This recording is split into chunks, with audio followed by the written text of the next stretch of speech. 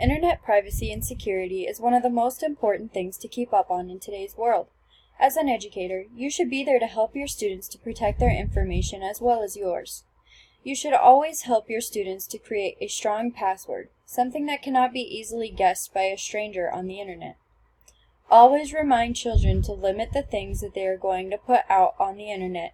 They should not include address, private email addresses, and phone numbers, to name a few.